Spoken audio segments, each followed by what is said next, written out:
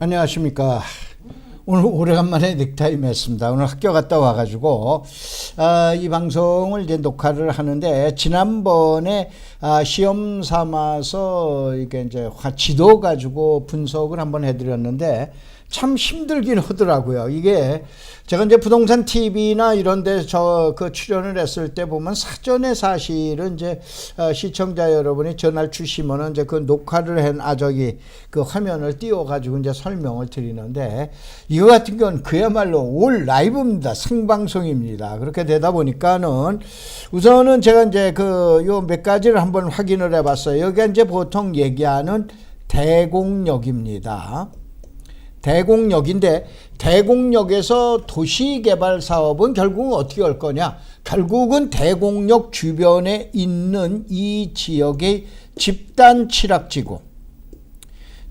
취락지구와 함께 그 다음에 대곡역 뒤쪽과 앞쪽 있는 이 일대에 있는 그 토지들을 이제 가지고, 요거는 사용 수용 방식, 사수 방식이고, 결국은 집단 취락지구는 이제 지금 얘기하는 환지로 갈지 아니면은 그냥 일반 도시계획 사업으로 갈지 모르겠습니다만, 어쨌든 짬뽕이 되기 때문에 지금 혼합 방식, 혼용 방식이다라고 우리는 짬뽕 방식으로 갈 거다라고 그랬죠. 그런데 이러한 데 말고 우리 시청자 여러분들이 이렇게 생각을 하세요. 우선은 제일 먼저 우리가 이제 봤을 때, 우리가 이해를 하나 할 부분이 있어요. 뭐냐면은 도시 지역과, 제가 제일 많이 비교해 드리죠.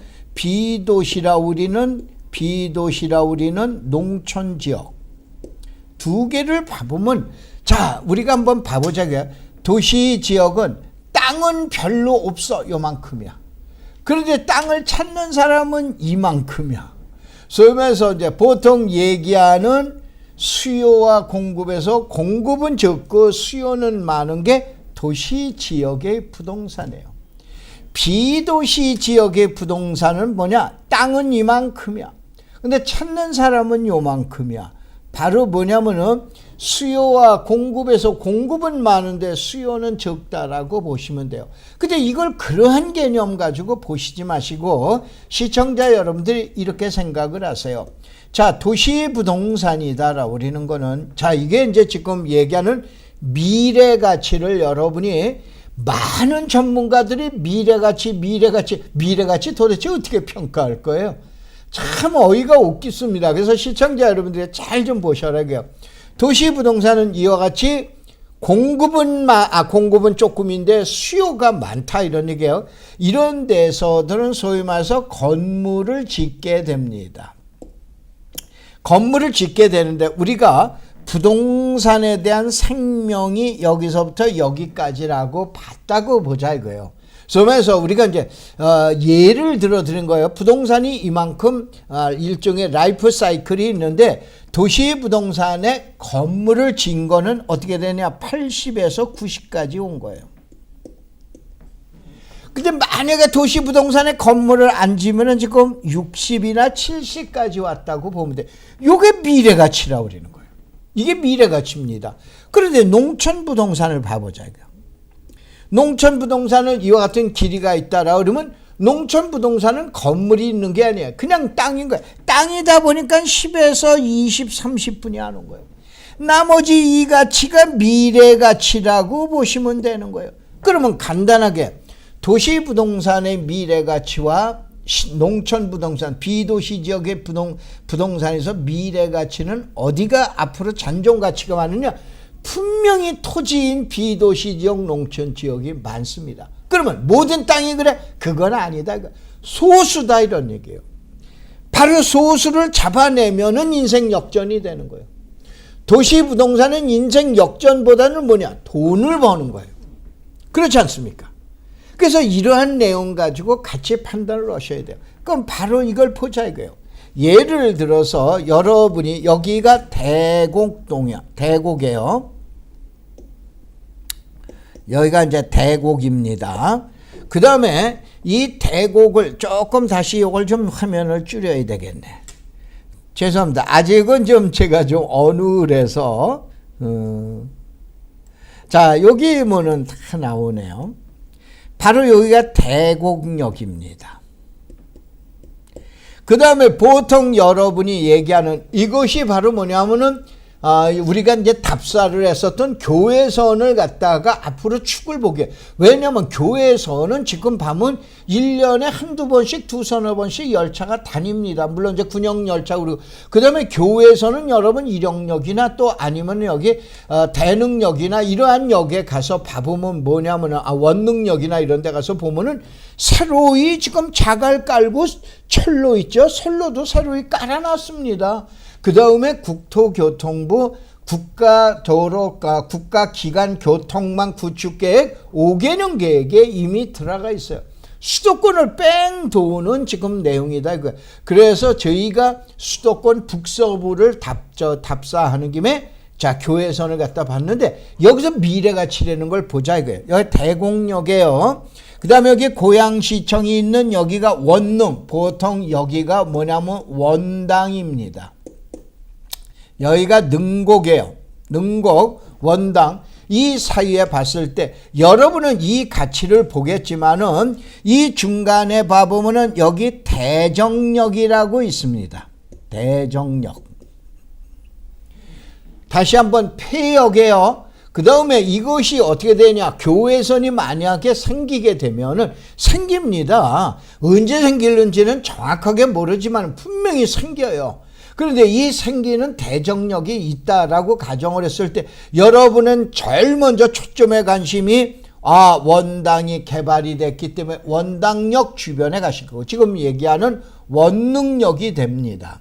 그 다음에 GTX가 가는 대곡역 주변을 가보고 그러는데 대정역은 가보지를 않으실 겁니다. 그러면 사실 만약에 이것이 5년이나 10년이 있다가 역사가 개발된다라 그러면 지난번에 잠깐 말씀드렸지만은 정확한 숫자는 제가 아직은 해지를 못했는데 우리는 수도권 지역에 지하철이든 철도든 역사가 약 530개가 된다라 그럽니다. 말이 그렇지 530개가 장난이 아닙니다. 근데 우리 시청자 여러분 혹시 역세권 엄청나게 많습니다. 카페에서 뭐 블로그까지 역세권에 땅 한 평 갖고 계세요? 아니면 땅이나 좀 있으세요? 아니면 건물이라도 있으세요? 대다수가 없으십니다. 그러면은 한번 보자 이런 얘기예요. 자, 대부분들이 주의하실 거는 현재 최근에 역사가 생기는 데는 대부분이 그린벨트예요. 그린벨트에서 이거를 지금 얘기한 역세권 사업이다라고 카페들 만들고 블로그들 만들고 여기서 환지한다는데 이거 새빨간 거짓말입니다. 그린벨트에서는 환지가 나올 수가 없습니다. 알겠어요? 지난번에 얘기한 대로 이거는 사용 방식이에요. 사수 방식이에요. 왜냐? 그린벨트를 해제할 때는 뭐 때문에 한다? 지금 얘기한 공익사업, 국책사업, 지역현안사업. 지역현안사업이나 국책사업입니다. 그런데 여기다 해제를 해요? 아니다 이러는 게 해제했을 땐 도시계획으로 수립해서 가야 돼요. 그러면 여기서 한번 보자. 대정역 대곡역. 이 대곡역은 환지가 아닌 사용 수용 방식이 있을 겁니다. 다만 대곡역 지난번에 설명드린 주변에 바로 뭐가 있냐면 집단 취락지구가 있다라고 그랬어요. 이 집단 취락지구를 여러분이 좀 유념해서 보셔라 라고 그래가지고 제가 얘기를 나눠드렸죠. 그런데 바로 이렇게 돼 있고 그 다음에 원당이 있는 원능역 주변에 가게 되면 이미 다 개발되고 어떻게 됩니까? 아파트 다 들어와 있고 건물이 다 들어와 있어요. 아까 얘기한 대로 만약에 그 지역의 라이프 사이클을 100이라고 봤을 때는 이미 70에서 80을 간 거다 이런 얘기예요.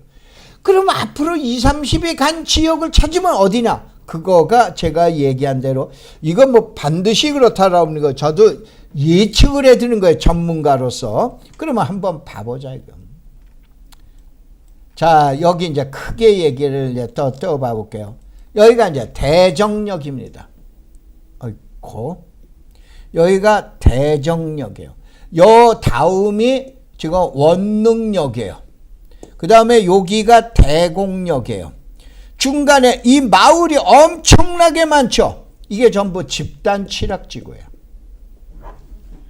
그러면 저 같으면은 자, 원당 고양시청 옆에 원능역에 가면은 이미 70에서 80이 개발이 된 거야. 나머지 20, 30이라 우리는 건 역사가 개발되면서 나와 있는 잔존가치라고 보면 돼요. 자, 대곡역은 어떻게 됩니까? 대곡역에서 집단 취락지구는 아직 계획이 안 나와 있기 때문에 물론 현재의 가치는 50%, 60%라고 나와 있지만 그러나 지금 얘기하는 이와 같은 대정역 주변에 가게 되면은 대정역 주변에는 이와 같은 집단 취락지구가 지정되어 있으면서 여기에서 도로망 계획이 다 수립이 되어 있습니다. 제가 지금은 녹화 방송하는 중이라 이 자료를 갖다가 하는데 이따가 이제 제가 내용 부분을 한번 설명을 드릴게요. 책자 한번 보여드릴게요. 바로 뭐냐면 요번에 답사하신 분들한테도 이 자료를 드려놨어요. 이 자료를 드려놨는데 바로 뭐냐면은 자, 시청자 여러분이 보실 때 이와 같은 내용에 의해서 바로 어떤 부분이냐라고 그러면은 바로 이왕이면은 들어가려면은 이와 같은 대정역 주변에 들어가셔서 자, 대정역 주변에 좀 더 확대를 해볼까요? 현재 대정역 주변에 또 이와 같은 이게 이제 역사가 이게 이제 폐역이죠. 폐역을 해서 이와 같은 역사가 있고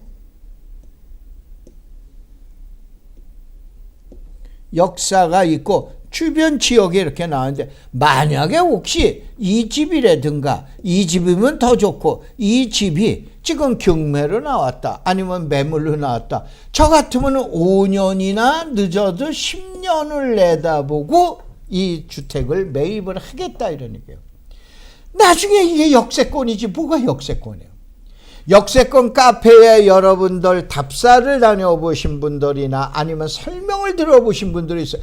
막역하게 허벌판에 역사 만들어 놓고 땅 사라고 그럽니다. 이게 뭐예요? 그 땅 사면 뭐예요? 환지 줄 거예요? 환지 없습니다. 대부분 다시 한번 그린벨트 지역이기 때문에 환지가 없어요. 그럼 그린벨트가 아닌 지역에서는 어떻게 되냐? 자, 여기에서는 환지 방식으로 가게 되는데 이때는 좀 복잡해집니다. 그래서 이제 제가 되도록이면은 요거 끝나면은 이제 환지 부분에 대해서 아마 대한민국에서 가장 지금 아킬레스건이에요. 환지 부분을 제가 설명을 드리도록 하겠습니다. 자, 그래서 여기에서 한번 내용을 봐보면은 자, 요거를 답사를 했고 그 다음에 이 답사를 한 것이 어느 쪽을 갔냐라고 그러면은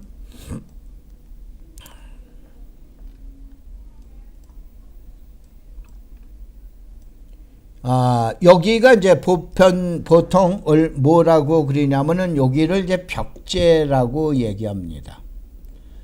벽제라고 하는데 관산동이죠. 벽제인데 자, 여기 삼능역, 요 전에가 원당이 있는 원능역입니다. 이렇게 해서 철도가 돼 있죠.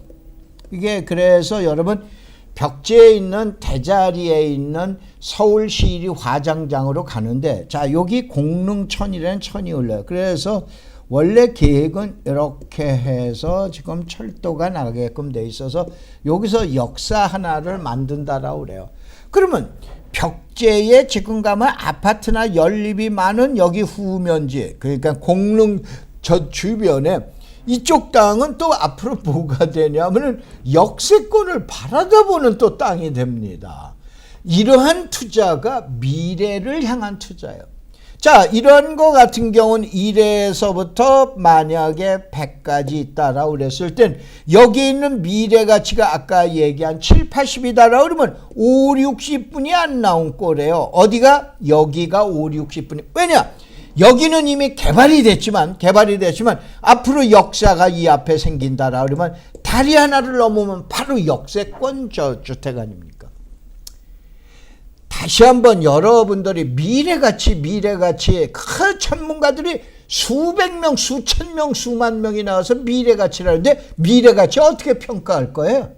무조건 입에만 나오면 미래가치 평가하는 요령을 알아야 될 거 아니에요.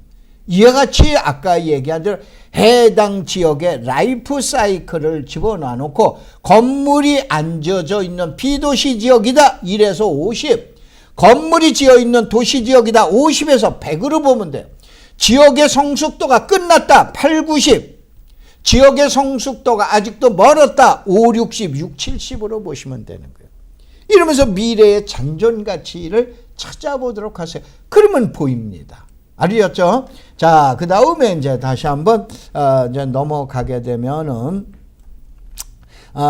시간이 이제 별로 없으니까는 저 제2 외곽 순환 고속도로로 가야 되겠습니다. 자, 이거를 가기 전에 여러분들한테다가 꼭 하나 설명을 드리고 이번 답사에서도 설명을 드렸던 부분이 하나 있어요. 어디냐면은 자,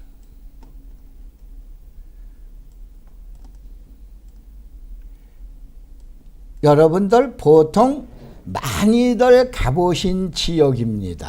자, 여기가 장흥이라고 그러는데요. 이게 장흥입니다. 그 다음에 여기가 이제 보통 송추라고 그러는데요. 자, 도로 하나에 의해서 지역의 미래 가치가 어떻게 발견되는가. 아까 단위 한번 지점을 얘기를 했지만 요거는 어떻게 하면 지점보다는 조금 더 큰 지역을 얘기하는 거예요. 그 지역에서 장흥이라는 지역과 송추라는 지역에서 혹시 예전에 10년 전하고 20년 전에 장흥하고 송추를 가보신 분들, 장흥하고 송추에서 송추는 게임이 안 된 유원지였어요. 옛날에 송추 일용 장흥에서 송추는 송추 계곡 북한산 올라가는 것 때문에 그러는데 장흥이 1등, 2등이 일용, 3번이 송추일 정도예요. 그런데 자, 이거에 의해서 제2 외곽 수도권 순환고속도로, 수도권 북쪽에서 최초로 생기는 고속도로라고 그랬죠. 이 고속도로가 송추 고속도로, 수도권 외곽 수도권 순환고속도로가 생기면서 송추 IC가 생긴 이후에 완전히 다시 한번 완전히 어떻게 됩니까? 전세가 역전이 됐죠. 전세가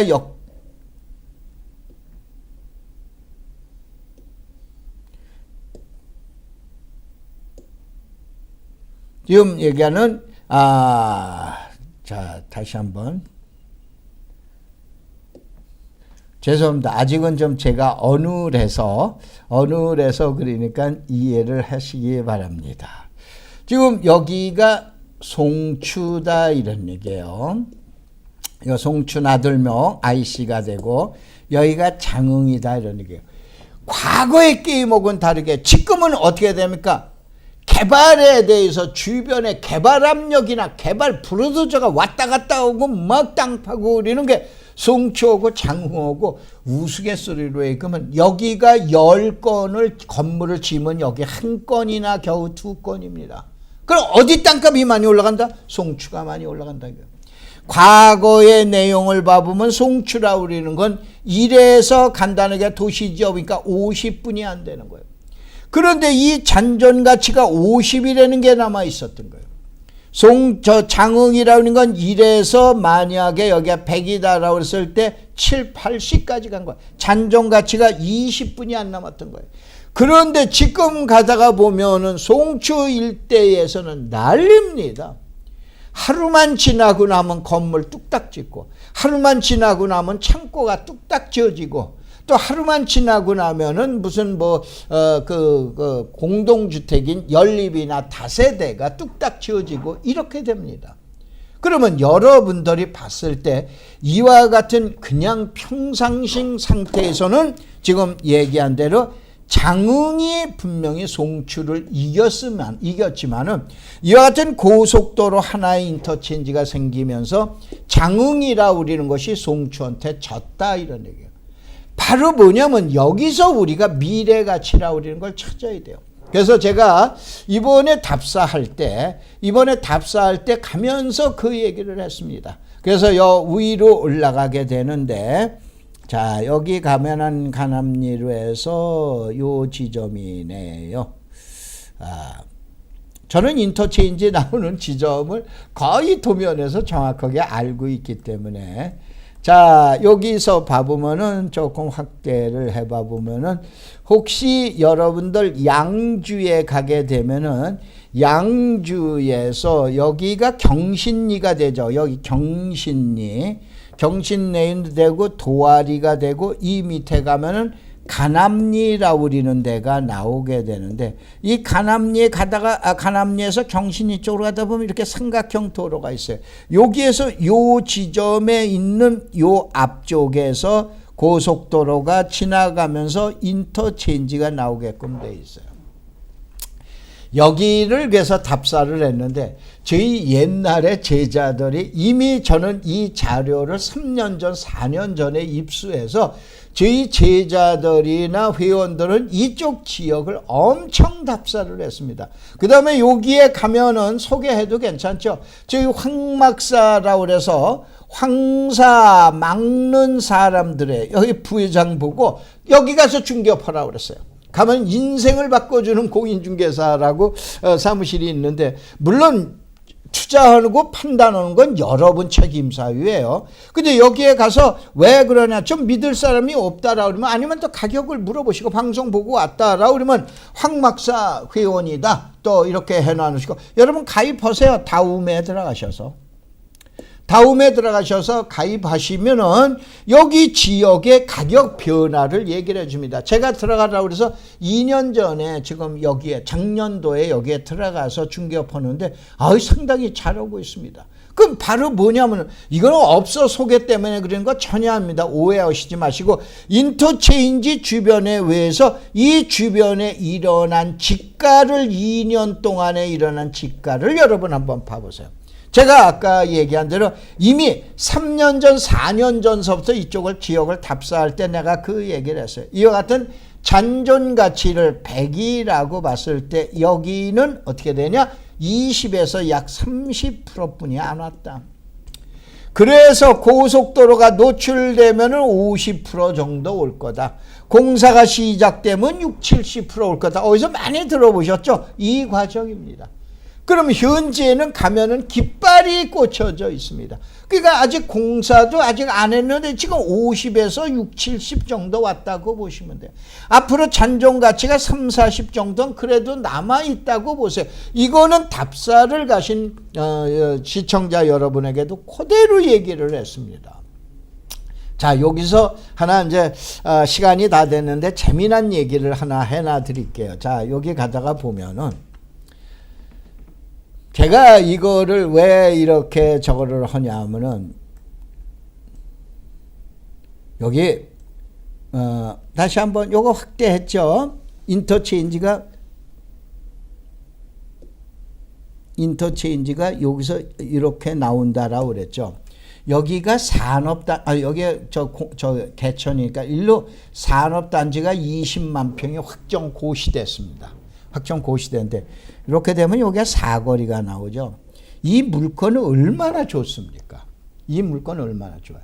이거 작년에 3월인가 4월인가 1년 전에 여기 저희 회원들 제자들 데리고, 야, 우리 땅이나 양주나 갔다 오고 우리 김경자 부회장 모두 해서 개업도 했다라는데 기념삼아 한번 갔다 오자. 그리고 내가 이걸 소개해 드렸어요. 1억씩만 투자하라고 그랬어요. 몇 명? 4명이서. 그래서 4쪽으로 쫄르면 되지 않느냐. 해서 가면 가지 않냐. 대운동장입니다. 이게 사실은 하천 부지예요. 이 전체가 1700평입니다. 그러면 이런 게 얼마나 좋아요. 그래서 이런 거 정도 1억 정도에 투자하고 여기다가 1억 정도 은행 이자 하면 2억 투자해서 한 9억 선 정도가 만들어지는데, 이 땅 다 산다. 그럼 이 땅 사가지고 저걸 해라. 지금 여러분 한번 가서 보세요. 여기 리모델링 공장 다 해놨습니다. 창고를 해놨어요. 그런데 이거를 제가 근 30명이다라고 그래. 이거는 왜 그러냐면 이 방송 보는데 우리 제자들 여기 갔다 온 사람들이 있어서 그러는 거예요.